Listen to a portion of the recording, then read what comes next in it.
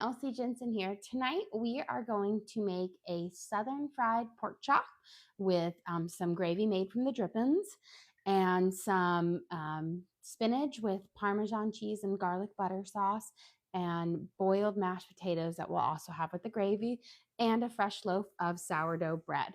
And so first we're going to I forgot my sourdough bread out in the fridge. So scan over. I'll be right back with it. Silly me. Has to stick in the cold proof, but I'm running out to grab it real quick. Hopefully you guys can hear me, but in the picture, there we go. Have it out in the cold proof. There's always an adventure here. Okay, so this was our herbed sourdough bread, and I had it in my fridge cold proofing, and I have my Dutch oven right here heated up to 500 degrees. I peel it off. And we're going to make a nice score on it. So we're going to do a square. And then I'll do a little X in the middle. See if we can get that nice. And then we can do a couple little lines here and there. Just get a little creative. I know that some people go all out on their score technique. To me, a little fun, but it's all into the taste. Okay, and now we're going to put it back in our Dutch oven, which is still really, really hot. So I'm going to take my lid off, and I'm going to carefully place it in here. Again, this is 500 degrees. It was preheating for an hour in there. And then I'm going to put my lid back on. There we go.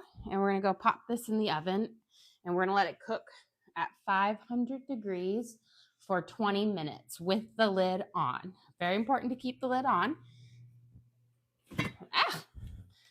My new oven mitts are a little bit awkward, but they're cute. So I'm going to set my timer for 20 minutes so that I remember to take the lid off. Okay. Now, let's get on to making some pork chops. Okay, so first we are going to make the flour dredge for our pork chops. I do have a pot over here of water I'm getting ready to boil for our little potatoes. Let me turn that up to high. And we're going to make the flour base for our pork chop dredge. And this is a little bit different than some of the other ones because we're doing a southern base for it. So we're going to start out with some flours. We're not going to add breadcrumbs to it today. So we're going to add about 2 cups of flour in here. And then we are going to season it up with some garlic salt, onion powder, paprika, pepper, some garlic and herbs, just kind of a basic southern seasoning. So we're going to add in about a tablespoon of of onion powder. So I'm just going to eyeball it. This is going to give it a really lovely flavor. And then we're going to add in a tablespoon of garlic salt. Now you could use garlic powder and garlic salt if you wanted to, but 2 birds with 1 stone by getting it garlic salt. So we want about a tablespoon of garlic salt. This is going to give the saltiness flavor to our thing. Then we're going to add about a tablespoon of paprika. It'll give it a lovely bright color. And I have just a little bit of my onion and herb left of it, about a teaspoon. So we're going to add that in there as well. And then we're going to add, whoops, missed the trash can. We're going to add in some pepper. So I'm going to add in about a teaspoon of pepper. If you like a little bit of spice, you could add in a half a teaspoon of cayenne pepper and then just a half a teaspoon of black pepper. Let me get a fork here to stir that up. And then I'm going to grab this because, if anyone knows me, I will step on it and die. My kids leave toys around all the time, and I'm the one who steps on it and falls. Not them, me. Okay, so we're mixing up our herbs into the flour. You see the paprika is going to give it a really lovely kind of orangish color to it. And this is for our southern fried pork chop. There we go. And I'm just kind of mixing it around. And what we're going to do is we're going to dredge our pork chops in it. So I've got 8 pork chops. Kind of picked them out from the store because look, you've got a lot of the dark red. That's like the rib meat around from the pork loin chop. And that's my favorite part. So we're going to dredge these in and cover them up with our seasoned flour. There we go. Just nice and careful. You can use also bone-in pork chops if you want. Bone-in typically tend to be a little bit more juicy, but we grabbed these this week because they were on a good sale. There we go. Make sure you just cover the whole area. And then let me get out my second pack. And when I'm doing pork chops like this is about the thickness that I want. If you get them too thick, then they're really hard to cook all the way through. And you don't want to get the thin cut either, because a thin cut is more, those are better for like a fried pork tenderloin sandwich, because they cook up really fast. But these, because you want them to have that good meatiness to it, and it just has kind of a light breading on it. You want them to be about, I would say maybe is that 3/4 of an inch thick. You have a question? Could you use egg wash? Egg wash, we are going to be using some egg wash things. We're dredging this, and then we're going to make an egg wash with buttermilk in it, and then we'll dredge them. So we're going to do that. Except normally I do I add panko breadcrumbs to it for a crunch, but for the southern fried, it's more of a much lighter breading than like a fried chicken one. So I've got my 3 eggs, and now we're going to make our little egg wash for them. So 1, 2, and 3. And then take my fork here, and I pop each yolk, and I'm just going to give them a little beat before I add in my buttermilk. And I'm going to add in about a 1/3 cup of buttermilk. Just give my hands a little wipe. And we're going to add in a 1/3 cup. I'm going to eyeball it, but you can measure it out. It's going to be about a 1/3 cup. And this is going to lead to just a really delicious breading on it. The buttermilk will read for like a more richer crust. There we go. Give it a nice whip. And you can see how the buttermilk is like making this egg batter really thick. So this will make sure that we have the flour like kind of really stick on it. Okay, so we're going to take our pork chops that we have dredged, and we're going to dip them in our egg wash.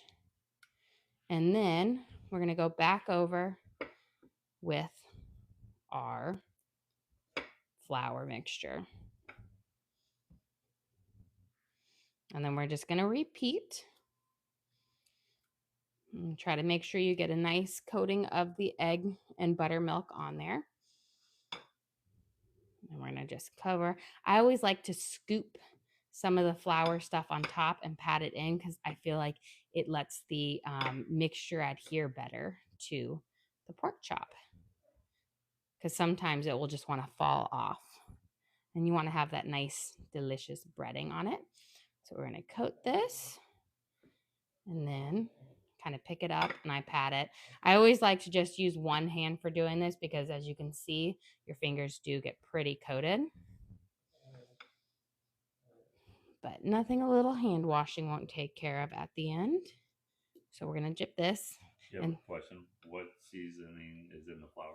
So in our flour, we used about a tablespoon of paprika, a tablespoon of onion powder, a tablespoon of garlic salt, about a teaspoon of black pepper.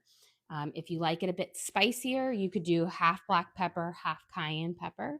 And then we used just a little bit of Mrs. Dash's onion and herb, about a teaspoon of that. And we did a dredge coat where we coated the pork chops first, and now we did our egg wash, which is buttermilk and egg. And then we're recoating them. There we go. Really coating each one. And let's get this nice and coated. And then you know what? Before I coat my other two, I'm going to go grab my olive oil. I'm turning on my skillet right now. And I'm going to grab my olive oil so that can start to heat up. So we're not just standing and looking at it to heat up. So I'm going to put... Question, do you season the pork chops or just the flour?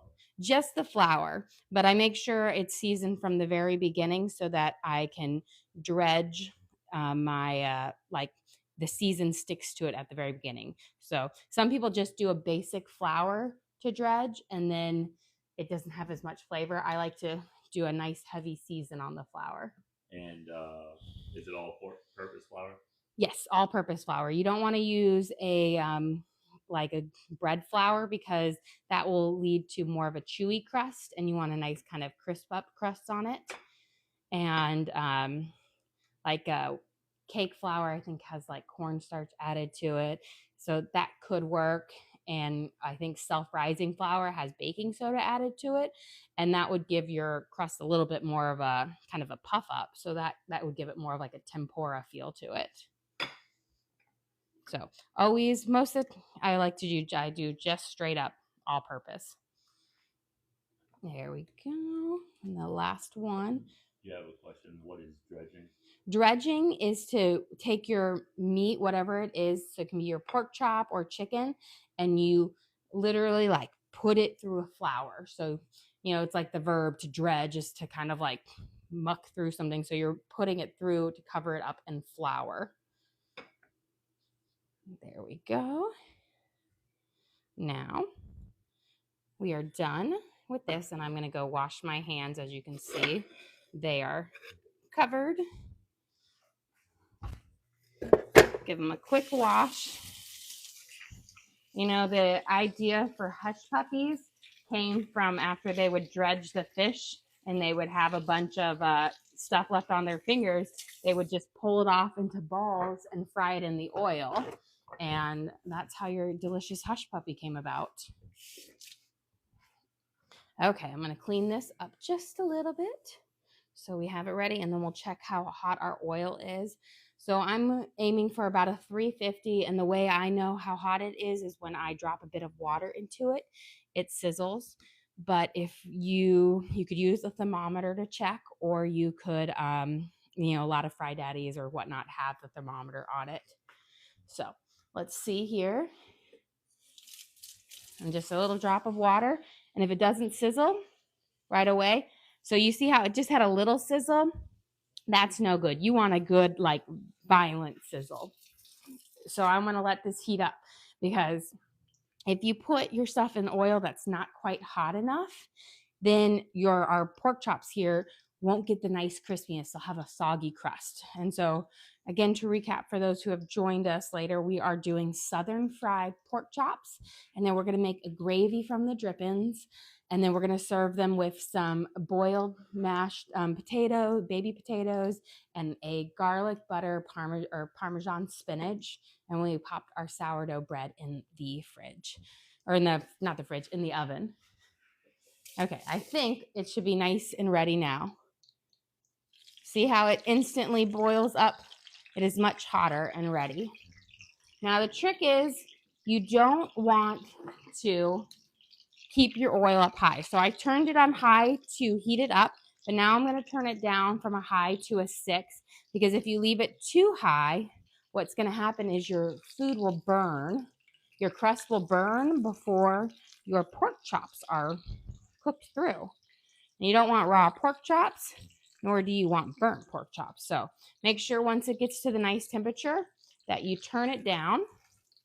so that your oil won't be too hot. Let's pick this guy up.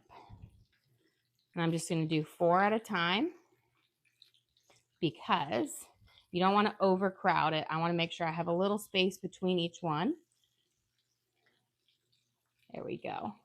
And I'm using my pan for this one that I'm using is my Scan pan, which is kind of a hammer. It's like a thin pan with a cast iron coating on it. So it's like a really thin cast iron pot, but you don't have to season and keep, you don't like wash it with a lot of, soap. You got to do kind of like a same with the skillet, but you don't have to have it seasoned, which is much nicer because seasoning a cast iron pot can take, a lot of time. And if you mess up, then you got to start over. Okay, we're going to put these are little baby potatoes, and we are going to put these in our water, and we're going to boil them until they're tender. And we're going to serve these with our gravy that we're going to be making from our pork chops. So it's really traditional in the South. It's Southern fried pork chops with gravy. And a lot of times you might have Sawmill gravy, which is like a white kind of gravy. I'm going to do mine a little bit richer. So we're going to make a roux and we're going to let it get golden brown for our gravy. Here we go. And let me turn. We're going to put our thing to keep it heating up. And there's my things. Let's see how we're going. They need a bit, they're not done yet, but I like to just poke on and make sure my oil wasn't too hot to begin with. But you see how we have a different type of crust than we normally do. Like when we did our fried chicken sliders in the beginning of the week, it was more of a crunchy crumb crust, but that was from the panko. This one's going to have more of a batter because the buttermilk and the egg wash together that reacts and makes a slightly different thing. Okay, let's start on our spinach. So I'm going to turn my skillet on here to about a 6, and then I'm going to get some butter. Now, normally most of the time I cook my vegetables in olive oil because that's what I prefer, but this is going to be kind of a garlicky butter sauce, so I want to use actual butter in this. So I'm going to use about 2 tablespoons of butter. And this is going to be for, I think, a pound of spinach. And I'm just going to let it melt slowly. The trick with butter is you don't want to overheat it because if you overheat it, you're going to burn the milk solids in the butter. So we're going to have that melt, and then we're going to add a bit of garlic. Let me get a spoon.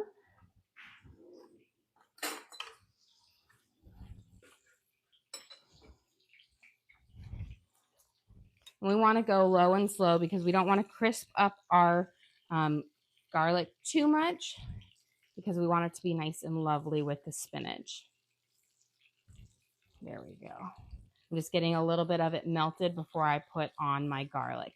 And since we want garlic to kind of be a big part of this one, we are going to add in a nice big scoop of garlic, which is probably about 4 cloves of garlic mashed up. There we go. And we're going to let this melt. Let me get my spoon holder. And we're done with the garlic. Okay. While we are waiting on the potatoes, I'm going to cut up our fruit for dinner tonight. We are going to have another pineapple with dinner. So, got it right over here. Got my bowl. And let's grab my knife. Okay. Cutting up a pineapple might seem like a really daunting task. It's really not. It's pretty easy. You're just going to cut off the top, and then you're going to cut off the bottom. Hey, you have a question? If you don't mind, can you go over the seasoning for the flour one more time? Yes. The seasonings for the flour was 2 cups flour.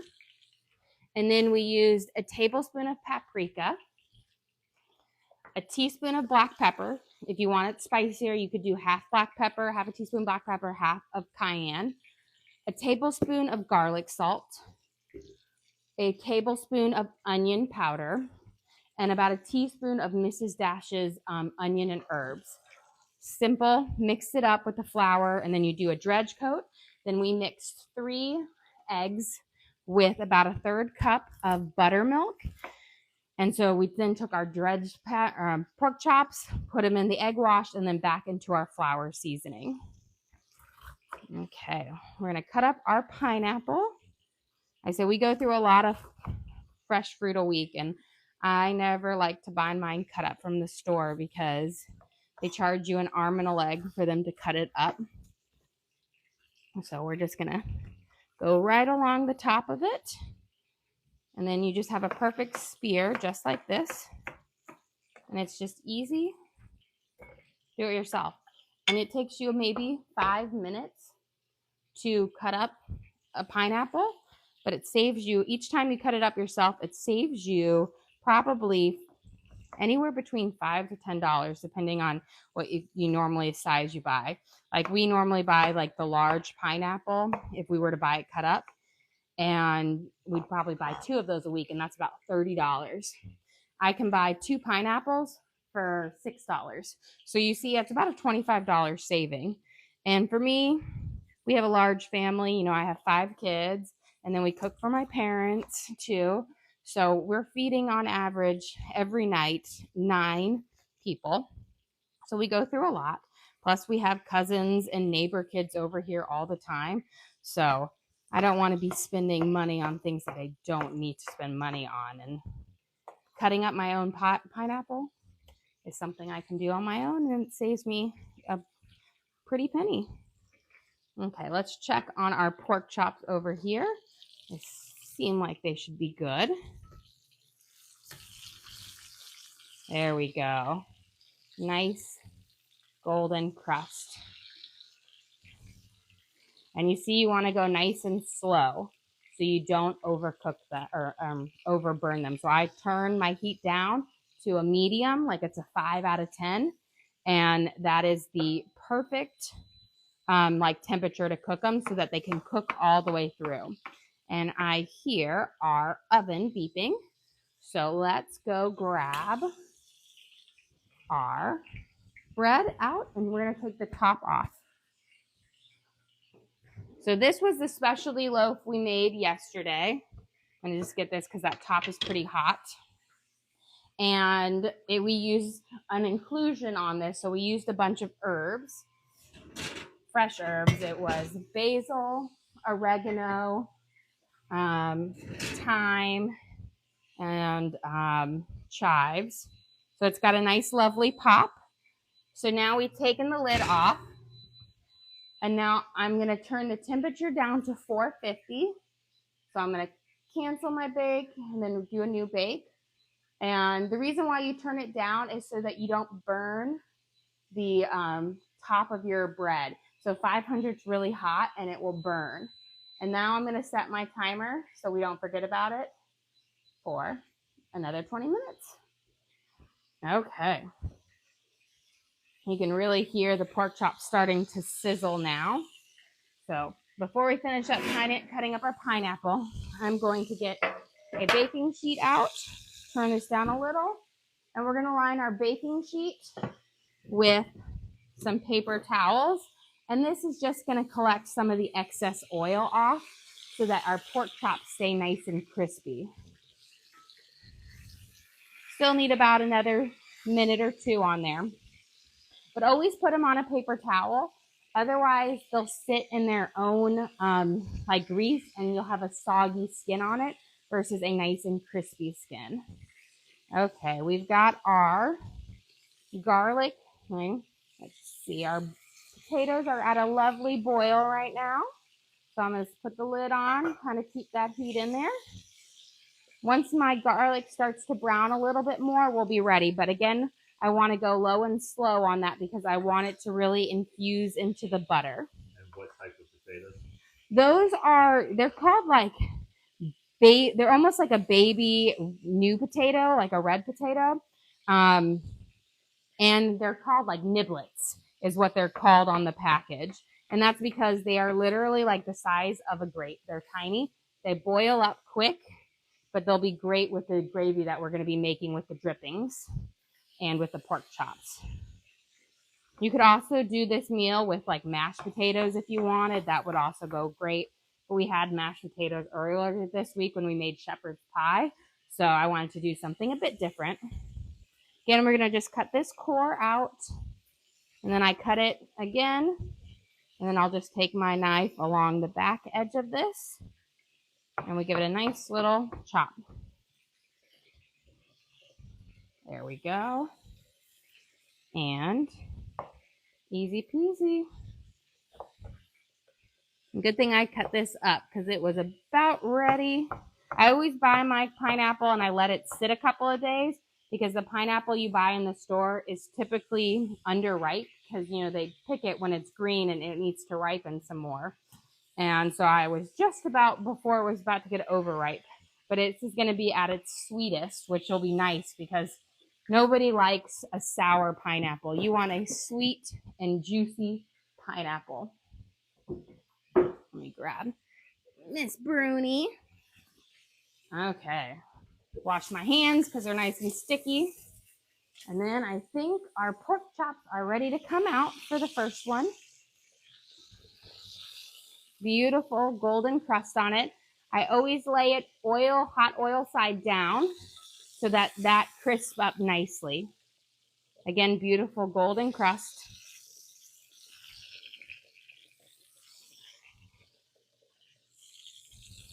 And this, think of like when you get bacon out. You always get your bacon and you put it on a paper towel to drain off the excess grease. You want to do this as well with our pork chops because you want it to be like nice and crispy. Because if you leave the bacon in its grease, it gets soggy too. So, but I do that with anything I fry. I always put them on paper towels. And even if I'm storing leftovers, I will put paper towels between them when I store them so that they stay nice and crispy and they don't get soggy. And then you can reheat them in the oven and they'll be just as delicious. Okay. Let's wipe up our countertop here and then we can start making our spinach. And we'll be having dinner in about 10 minutes or so. So pretty easy, quick meal. My goal is always to have good home-cooked meals made in less than an hour. And I have a lot that I can make in 30 minutes. Because, you know, the reality is we're very busy people. Everybody would work hard and you just don't want to spend forever making meals. But I think everybody wants to have a nice, great meal. So the trick is like once you get comfortable in the kitchen, things speed up really quickly. They work faster. And, you know, my goal is always if I can do it in less than an hour, my goal is close to 40 minutes for a really good home cooked meal, then I'm happy. Okay, we're starting with our spinach here. And I'm just going to put a little bit at a time and we're going to keep adding them till they wilt. Let's see. And the reason why you don't put the whole thing in there is, first of all, it's not going to fit because spinach definitely takes a minute to wilt down. But you just keep adding so you have a nice fresh spinach thing. Because I don't want to have brown spinach. I want to have bright green ones. So just a little bit at a time and constantly tossing. And then when we're done, we're going to add a little bit of garlic salt, a splash of cream, and then we will top it off with some Parmesan cheese to make a yummy garlic butter spinach. There we go. A nice toss. And so today my meal, I'm planning to get everything done in 45 minutes because my bread takes 40 minutes. So if we can do everything in the time it takes to make my fresh loaf of bread, that is a win. There we go. And you see how it's wilting down nicely. It always surprises me where you can have a huge tub of spinach and when you're done with it, it's a tiny little bowl because of how much it wilts. There we go. Ready to add another big handful. And then let's see where our pork chops are. See if they are ready for a flip. Still need maybe a minute or two. I'm going to turn my heat up just a bit, getting it closer to a 6. A lot of times when you add your second cut of meat in, the pork is cold to begin with, so it lowers the temperature of the oil. So I'm just going to turn it up a bit, not too much because again, I don't want to burn it, but just enough to where I'll get that nice golden crust within a decent amount of time. There we go. And also the one thing is when you're cooking spinach, you'll have a lot less when you start with, but you have to use a big pan because the leaves are so big. There, I'll give it a nice toss. And again, I always find just constant picking up and turning. That way you don't have any leaves like sticking to the bottom of your pan and burning or crisping up. There we go. We're ready to add in our next bunch. That's one thing, if you buy like frozen spinach, you know, you'll buy like an 8-ounce pack and it's like the same as if you got like so one little pack is about the same as one of these, but that's just what happens when it wilts all the way down and then all the like liquid is pressed out. But I like to cook it slowly over this so that you also, like if you can see there's steam coming up, and that allows that liquid to evaporate, because what I don't want is kind of a soggy spinach. I want it to have like, I'm going to add a little bit of cream later for a little bit of flavor to kind of coat all the lettuce, but I don't want it to be sitting in a puddle of spinach juice because that's never good. Lost the leaf to the ground. Okay, and I think we're ready to add our last little bunch in. Also, if you had pine nuts, when I top it off with spinach, if you add pine nuts, that is also really good with the spinach. It just kind of blends really well. Okay, so that was a whole pound of spinach, of fresh spinach that we're making. Let's see if these guys are ready for their flip. Perfect. We're going to cook them up, and then we'll make a gravy from the drippings. Also, another reason why we don't want to have such high heat is because we don't want the oil and the bits in the oil to burn. So if we do it at a lower heat, it won't burn, and then we can make a lovely gravy from the drippings. Okay, let's finish up our spinach. And I think I'll check. We've got about 10 minutes left on the bread, which is going to be perfect timing for everything. Because our potatoes, oh, you can see they are just about ready. You can see they're all kind of floating to the top now. That means they are pretty much ready. You have a question? What are you cooking the spinach in? The spinach, I used a little bit of butter, about 2 tablespoons of butter, and about, I want to say, a big heaping spoonful of garlic, so about 4 to 5 cloves. And we're just slowly turning them to wilt them, and then we're going to add a little bit of garlic salt, cream, and some Parmesan at the very end. And it's going to be kind of a creamy garlic spinach, but not too much cream, just a light amount, because I don't want the cream to be the big part, but it's just enough to kind of bind the flavors to the spinach. So we're going to give it a nice sprinkle of garlic salt. And then we're going to go around with a drizzle of cream, not too much. It's really a kind of a binder for the salt to stick to the spinach, because a lot of times that will just go into the juices down below, and this will just kind of help it stick. So you don't need too much. There we go. And I'm going to turn mine down to the lowest setting that I have, and then I'm going to spread this out. And what I'm going to do is sprinkle it with some Parmesan cheese. And since it's on a low setting, The heat, the steam coming up will help it melt. And I don't want to stir it at all. So that's why you want to put it on your absolute lowest setting to let it melt.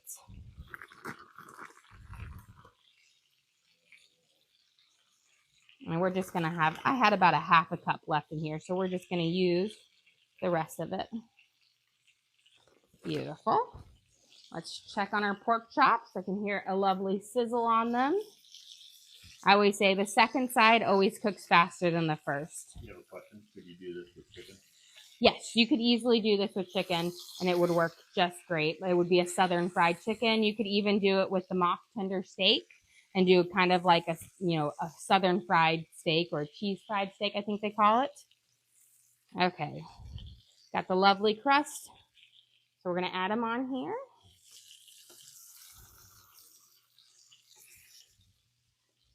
I'm going to try to make some more room.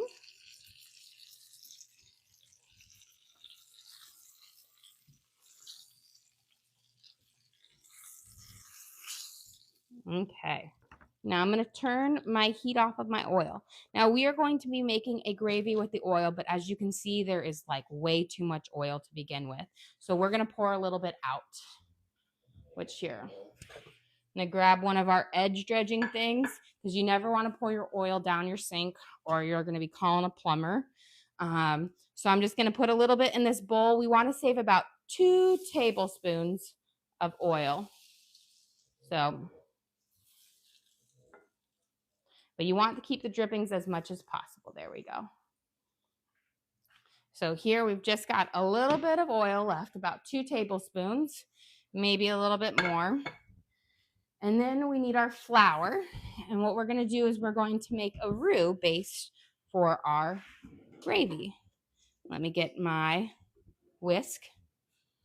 Oh, I'm sorry, Bruni. What was the coating for the pork chop? It was 2 cups of flour mixed with a tablespoon of paprika, a tablespoon of onion powder, a tablespoon of garlic salt, and a teaspoon of black pepper, and a little bit of Mrs. Dash's onion and herbs. Wrong one. We don't need this. We need this. So we're going to add in our flour to our oil. Right now I still have it turned off. And how did you get it, the breading to stick so well? So first you dredge it in the flour mixture. Then we put it in a egg and buttermilk mixture. And then we re-dredged it in the flour again. So it gets a double coating. And that allows it to stay, like, to get nice and thick. Okay, so here we're going to make our roux. We're going to kind of cook this flour up into the grease. Now you want to make sure your pan is on really low because you don't want to burn this, but you want it to get a nice golden color, which is what you're going to get from the browning of the flour. It's kind of caramelizing the flour. And then instead, I'm going to use, where's my cream? And then we're going to use some warm potato water in just a second. So you could use hot water if you wanted to, or milk. I'm going to use just a little bit of potato water from our boiled potatoes over here because it's going to have a bit of starch in it from the potatoes that will also help thicken up our gravy. But you could use straight up potato water if you wanted.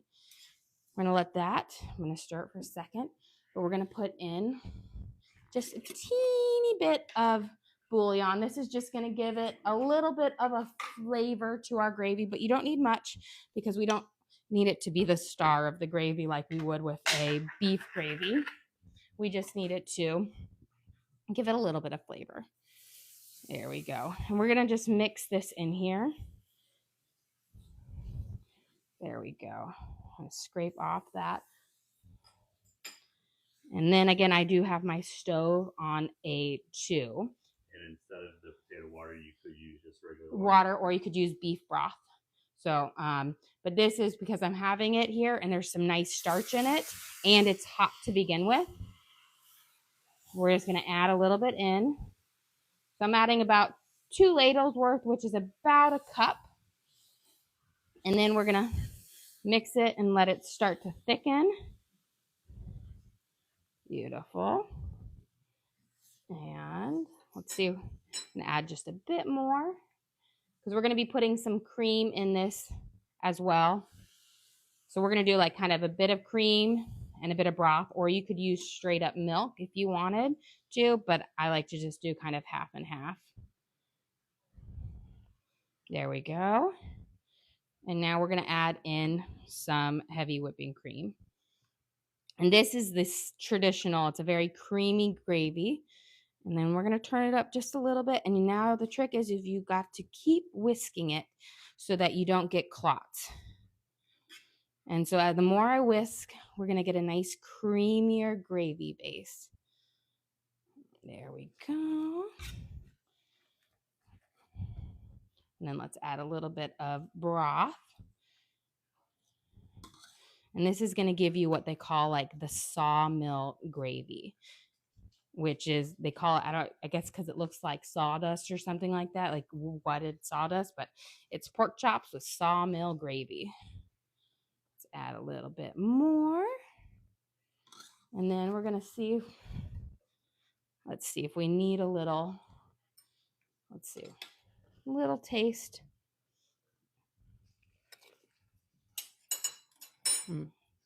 Delicious. Let's add a little bit of salt and pepper.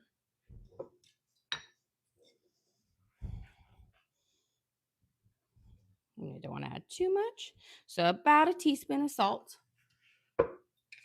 And we're going to add a little bit of pepper. There we go. And now I'm going to turn my temperature down really low. And we're going to add just a little bit more broth. There we go. And now we should have a nice consistency to our sawmill gravy. Beautiful. So I'm going to turn my heat off completely because this is nice and done. And the longer you cook it, the thicker it will get. Okay. I'm going to take it off the heat because I don't want it to thicken up anymore. You can see our spinach over here. The cheese is starting to melt. And then our potatoes are nice and tender. I can show you how you can tell they're tender. We're just going to pull one out and our fork should go through it easily. And watch. See how it just slides right through it? Perfect, nice and tender potato. So let's strain these. I've got my little handheld colander. And then our bread should be done. We should hear a beep of just any second now. Ha! Right there, called it. Okay, so we've got our potatoes. Perfect. And everything is turned off over here. Perfect. Let's go grab our bread out of the oven. Now remember, after we did the first 20 minutes at 500, then we did the last 20 minutes at 450. And that's so that the top doesn't get too burnt. You see how it's just a lovely dark golden crust. And this was our basic sourdough bread with an inclusion. So we had our herby inclusion in it. And let me get a trivet to place that on because I like to take it out of the Dutch oven right away because the Dutch oven remains 500 degrees for a very long time. So it will keep cooking. There we go. Get that off. Beautiful. But you see, look at that lovely pop of that crust. How gorgeous it is. Look there. You've got a nice golden brown crust on the bottom. Beautiful. You never cut into your sourdoughs right away because you want the natural moisture to evaporate out so they don't get dry. So I won't cut into it right away, but let's plate up dinner because everything is ready. So we will have a nice scoop of our baby potatoes. Put them on here. And this is our Parmesan and garlic spinach. Beautiful. And then we're going to take our delicious pork chop. And then let me grab a ladle. And this is our Sawmill gravy that we will smother the pork chop in, as well as our potatoes. And we will serve this with our pineapple and our fresh sourdough bread. So guys, well, thank you for joining us today. We made this meal in about 45 minutes, which is what my goal is every day, is try to get home cooked meals out quick for my family. Again, thank you for joining us. Don't forget to like and subscribe. Feel free to message us or comment if you have any cooking questions or any recipes that you would like to try. Again, this is what we do every single day, cooking for my family. So this isn't like a show put on, but this is just me cooking our family dinners. Thanks again. Don't forget to like and subscribe.